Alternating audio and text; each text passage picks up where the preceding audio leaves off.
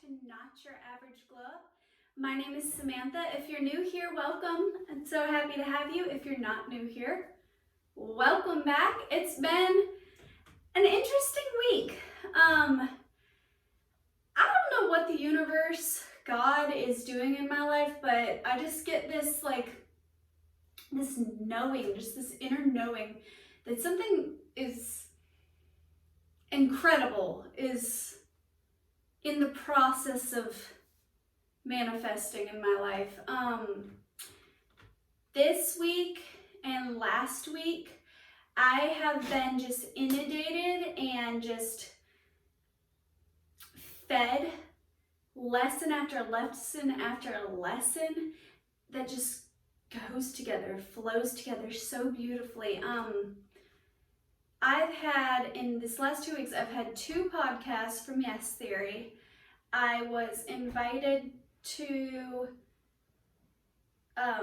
listen to a conference about deep kindness hosted by Houston Kraft. He just released a book called Deep Kindness that I'm so excited to get in the mail. And I've had all kinds of pick a card tarot readings and just normal conversations with people in my life, all revolving around the same topic. And that's the topic that Houston's book is about. It's deep kindness. And it's just got me just excited and just really just pondering this topic and how kindness affects me and my life and how it affects those around me. So that's what I wanted to talk to you guys about today. I just wanted to talk a little bit about what I learned and the things that were discussed and just kind of mesh it all together in one just easygoing discussion. If you're new here, like I said before, my name is Samantha. This is a channel where we talk about mental health. For me and my story, I was diagnosed at 16 with manic depressive disorder. It's a type of bipolar disorder. So I struggle with extreme ups and extreme downs. I've learned through time and through meditation and spiritual practices and significant amounts of counseling how to manage. But throughout my life, I have struggled with and still struggle with depression and anxiety. Something that was discussed in one of the podcasts that I listened to from Yes Theory was anxiety, and Thomas asked the Dalai Lama about, how to manage anxiety. And this to me was like, yes, ding, ding, ding, ding, ding, beautiful question. Please answer this question. That would be fantastic. I have a video on my channel about the key to happiness. And in that video, I talked about how the key to happiness is gratitude. But what is the key to releasing anxiety? What is the key to quieting that dull hum that Matt talked about in the other podcast about, releasing anxiety? What is the key to living a less anxious life? Because I think here in 2020 with the pandemic and these elections, and I just hit my wind chime, but isn't that a beautiful sound? I think we all, every day, feel a little bit of anxiety. And Matt talked about how it's a normal emotion, and what helped him was, leaning into those emotions, and instead of running from, anxiety and, leaning into it. But I kind of had the epiphany that if gratitude was the key to happiness, then maybe kindness is the key to releasing anxiety. And so I got invited to this conference, and they had multiple speakers talk about kindness from their perspective and what kindness means to them. And then Houston, the author of this book, he was talking about kindness. And it just all flowed together so beautifully. I don't even know how to explain to you the message that Spirit was giving me over these last couple of weeks. I feel like a weight in a lot of ways has been lifted off of my shoulders. I live in the South. In the South, we are known to be very well-mannered people, very kind people. Everything's yes, ma'am, no, ma'am, please, and thank you. We are taught to just have Southern charm and manners, and when somebody comes over, you offer them a drink, you hold the door open for people. Here in the South, Northern Florida, Alabama, Georgia, that is our cultural norm, to just be kind. But the type of kindness that Houston's talking about in his book, that the Dalai Lama referenced when speaking to Thomas, is so much deeper than that. We think of kindness, and I think we get it confused with being nice. I think we confuse it with manners. But the kind of kindness they're referencing, the kind of kindness I want to speak to you about today, doesn't come from a place of ego. It's not transactional. It's not manners. It's not what's habit for you. The type of kindness that I believe that we all need in our life, that we all need to integrate into our life, is the kind that shows up and disturbs our life a little bit. I heard a sermon at church many years ago. Levon Pettis, the pastor of Evangel Worship Center, gave a sermon once about asking the Holy Spirit, God, the universe, to show up and show out in our life, to interrupt our life, to get us out of our head and out of ego. Because really, what anxiety is a me mindset. And it doesn't seem like that in the moment. But when you're caught up in what's going on in you, when you're caught up in what's going on in your brain, in your thoughts, in your life, in your relationship, in your mental health, you're not being mindful of what's around you. And what I've learned in therapy and what I've learned over the years in my walk with my mental health, something that's constantly popping up is mindfulness. And what mindfulness is basically present moment thinking. So if you're having an anxiety attack, a good way to cope with that would be to stop and ask yourself sensory questions like, what do I see immediately around me? So you're stepping out of yourself, out of your own thought process, out of that quiet humming that Matt talked about. And you are asking yourself to, what do I see? So I see around me right now, I see a window. Okay, that's one. I see a field in front of me with yellow flowers. That's two. I see my phone in front of me. That's three. I see my crystals in front of me. That's four. And so on and so forth. And then you ask, what do I hear? So right now I hear my own voice, but that's me. So if I quiet my mind for a minute, I hear a bird chirping. Oh, there's a dog barking. If I'm really quiet, I can hear the wind blowing through the leaves. And then I can ask myself, what do I smell? I smell sage because I saged this room. I smell fresh air. I smell vanilla because that's my perfume.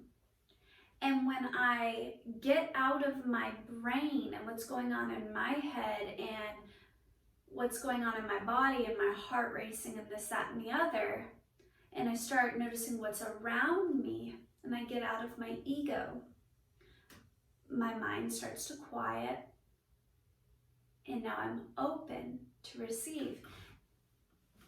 That's something I learned in therapy.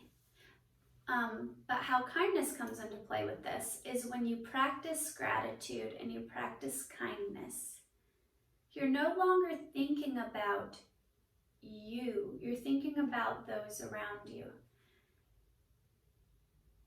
And then there's no room for ego. I mean, obviously, ego's gonna show up and show out. Like in Christianity, Satan's gonna pop up and be like, yo, what's up? You don't just magically cure your mental illness, your anxiety, your depression. It's something that takes practice over time. A way that I like to cope with my anxiety and my depression is through meditation. But meditation is commonly misunderstood. It's and the way I thought it was originally is I need to calm my mind. I need to think about nothing. How many of you at home know that when you try to think about nothing, you literally think about everything but nothing? You're like, what should I cook for dinner tonight? No, Sam. Be still, be quiet, just be. Well, what does being mean? You know, and you go on down this rabbit hole. But when you think about what do you see, what do you smell, the breath filling and letting go, and so on and so forth, your mind begins to quiet. But it's not about quieting your mind. Sometimes you need to lean into what you're feeling. So if I'm feeling angry, sometimes you need to lean into that instead of shoving it out of the road. You need to deal with it. Get alone, ask yourself what you're feeling. I'm feeling anger. Why am I feeling anger? Because of this. And do a little bit of shadow work. So that's really helped me. But I've been asking myself recently how I can grow spiritually, mentally, emotionally. I've come a long way. I don't struggle the way I used to. I still struggle because I'm human. And then I asked and I received. I asked, how can I further my growth with my mental health and my spiritual walk? And the universe is like, gotcha, boo. And next thing you know, here's a podcast. Then here's a tarot reading. Then here's a book release. Then here's a YouTube video. Then here's a TED Talk. And all of it was just about kindness. Back to back to back to back. And at first I was like, what? So I started I do this thing where I have my notes app in my phone and I'll just write quotes. I love quotes. Eventually, I want to just get a bunch of, I want to get a typewriter and just have little strips of paper and just have them tacked, a whole collage of quotes on my wall. I think it'd be texturally just yum. But also I love quotes. It's just who I am. I have a quote for everything. So I write quotes. If I'm listening to something, I'll pause it and write that down. So throughout the last couple of weeks, I've been listening to these podcasts and these tarot readings and I've been writing things down. And they were all revolved around kindness, and it wasn't intentional. I wasn't searching this out. It was the universe. I asked, how can I deepen my spiritual walk, and how can I help, bring me to the next level in my mental health, and how can I grow and expand? And kindness kept coming up. And I thought, because I'm very empathic and because I have a big heart and I'm a nice person and I was brought up with good manners, that I am a kind individual. But this week, it's really challenged my view of kindness. You see, I've learned through this conference especially, there was different speakers and they all talked about kindness and what kindness means to them. And I started to realize that kindness doesn't necessarily equate manners. It doesn't necessarily equate being nice. See, sometimes we get it kind of fucked up where we're like, oh, I'm kind. I totally that person at that party that was sitting by themselves. I totally went over there and introduced myself, and that was kind. And today, actually, this true story today, I was at the grocery store and I was checking out in line, and this old man in front of me, he had some groceries and his car kept getting declined, and I was getting impatient. So I was kind because I decided I was going to pay for his food and this, that, and the other. But you got to ask yourself the why. Why are you doing this? Are you doing it because you're well-mannered? Are you doing it because that little old man in front of you was inconveniencing you and you just wanted to get it out the way so you can get done, and because you felt like it was the right thing to do? Or are you doing it because you genuinely want to make a connection with somebody, because you genuinely want to learn and grow? So I think it's important to ask yourself the why. Why are you choosing to show kindness? Are you the type of person who does things at your convenience, or are you the type of person that goes out of your way? Are you the type of person that shows up for people, that serves others when it inconveniences you? Because that is the true definition of kindness. If you're running late to work and it starts to rain and you see somebody on the side of the road and you're like, well, I'm already running late and this, that, and the other, and you start coming up with excuses. That's a man and I'm a woman and I got my kids in the car, and what if he's a serial killer and blah, blah, blah. And then you keep driving. But what if that person really just needed an act of kindness that day? What if you were the billionth person to pass them by and they were going through something and they just needed, just a ride, just 5 minutes up the road, just a conversation to let them know, hey, I see you, you're there, a prayer. That's true kindness when it inconveniences you. So it made me think of that sermon that Pastor preached a few years ago, where he was talking about ask God to disrupt your life.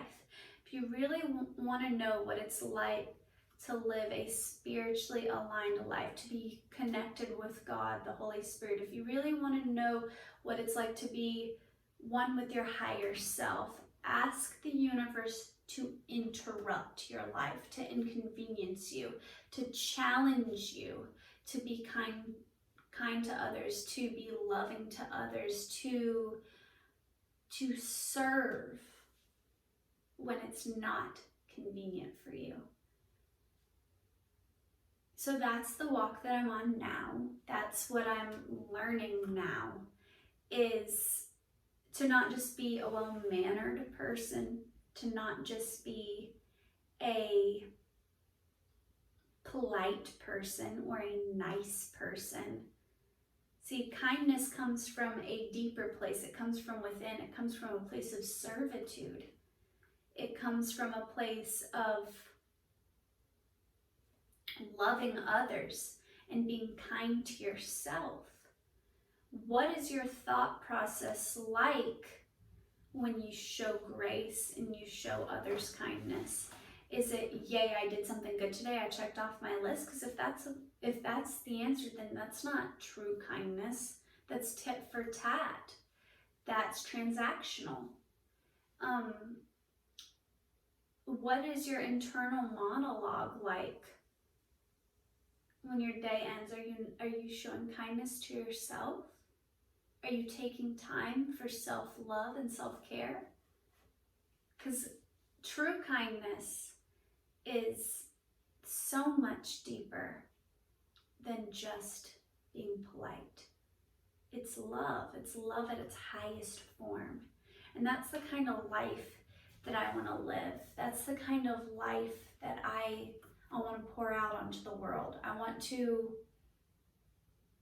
have so much love in my heart, so much joy and kindness and gratitude in my heart, that there's no more room for ego, because that's what anxiety and depression and mental health is. And it's not intentional. I'm not in any way saying if you struggle with these things that you're just an egotistical, narcissistic person. No, that's the way that humans, the flesh. That's the way we were designed. We were designed to think of us survival instincts. You know, I need to eat, I need to breathe, I need to do this, this, and this. I need to make my way in the world. I need to, you know, pay my bills. I need to do this. I need to do that. But when we get so caught up in me, we forget about why we're actually here. We're here to enjoy this life. We're here to make connections with others. We're here to pour out love. We're here to be enlightened. And in order to do that, you have to practice gratitude and you have to practice love. Love for others and love for yourself. So that's today's message. I would like to pull some tarot cards, but I totally forgot to pull some out. So this is going to be a weird, like, da-da-da-da. Let me go over to this drawer that is propped up under my phone and awkwardly look for cards. All right, so I'm going to pull some Starseed cards and some Blessed Bee cards in my drawer. So let's see if there's any additional messages for you guys at home. Do you have any messages for those at home? Forge, don't follow. Pave a new path, be the leader you wish you had. Oh, that is good. Any more?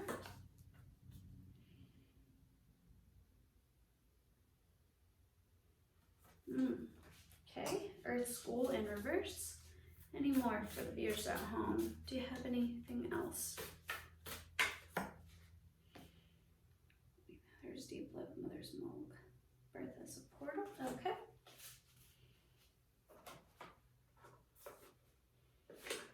All right. So the Forge Don't Follow card came out first. It's a beautiful card. Okay, so it says, Forge, don't follow, pave a new path, be the leader you wish you had. And it shows this woman, and she's wearing this beautiful flowing gown, and she's kind of looking out onto the cosmos, and it shows kind of, I'm assuming what would be heaven or paradise or the Garden of Eden. Beautiful card. Then, We the Hathors in reverse. This card says, Deep Love, Mother's Milk, Birth as a Portal in reverse. And then Earth School in reverse. Life Lessons, Soul Growth, Higher Learning. Okay, in reverse. Okay, so these cards, I'm going to put them upright so you can see them.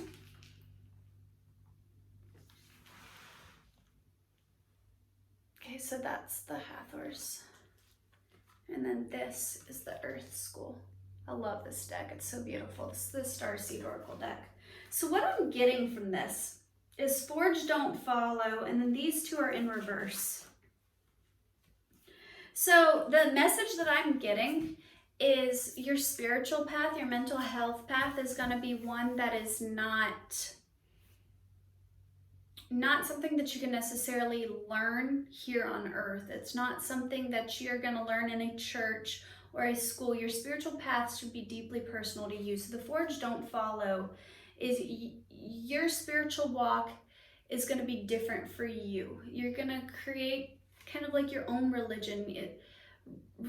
If you go down the path of religion, you kind of are in a dangerous path, because every religion, Christianity, Islam, Buddhism, every religion is written by man. But every religion has the same general focus, connecting with spirit. So when you go down the more of a spiritual path and less of a religious path, you find more true enlightenment.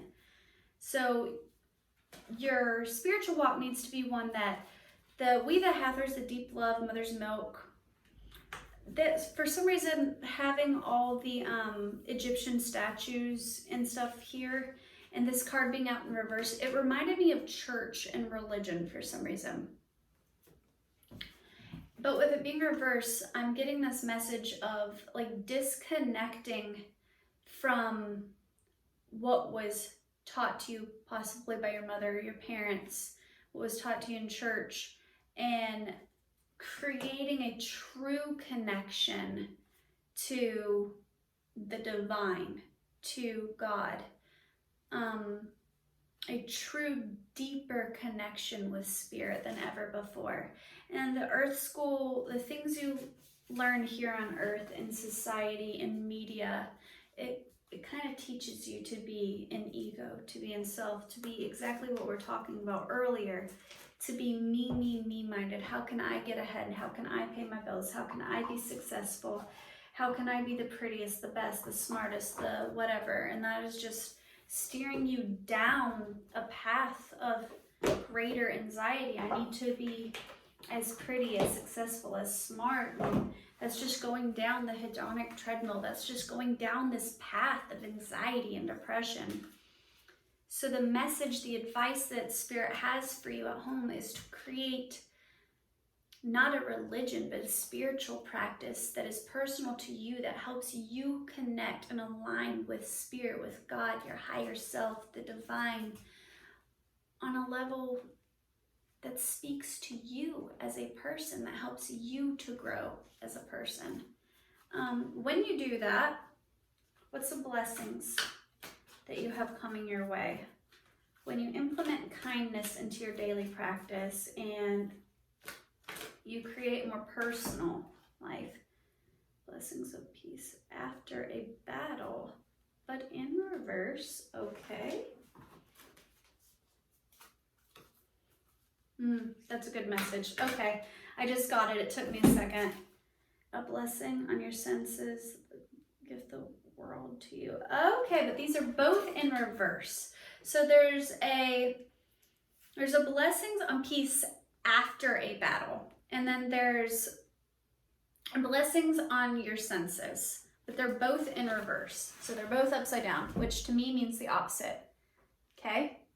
So the message that I'm getting here is that when you implement kindness and you connect with Spirit and you have your own personal practice, not a religious one, but a spiritual one, your own personal relationship with Spirit and your higher self, there's no more battling to find peace. There's no more, this came out in reverse, but there's no more having this dark, this heaviness, this internal struggle to find your peace. You're not going to have to fight for it. It's something that just naturally will come to you. When you become aligned with Spirit, with God, with the universe, with the divine, peace is a given.